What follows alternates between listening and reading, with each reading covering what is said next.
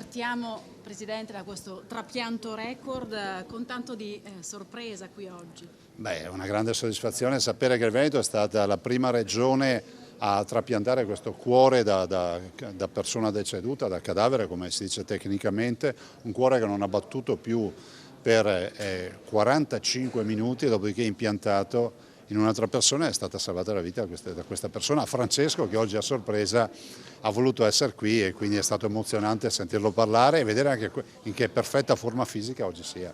Che strada si apre per il Veneto da questo punto di vista, alla luce anche delle difficoltà per la sanità, pensiamo alle liste d'attesa che ci sono anche e soprattutto per malattie cardiovascolari? Ma guardi, il professor Gerosa con il suo team ha fatto un lavoro eccezionale. Si pensi solo che uno dei grandi limiti sono le donazioni di organi. Pensare di poter avviare questi trapianti da cadavere significa ovviamente aprire un nuovo corso. Dall'altro noi abbiamo già raddoppiato i trapianti rispetto all'anno scorso e il Veneto è una delle prime, se non la prima regione in Italia a danni alternati per numero di trapianti di cuore. Siamo ovviamente in testa alle classifiche per trapianti di rene, di polmone, di fegato e anche con i pancreas abbiamo assolutamente un'eccellenza.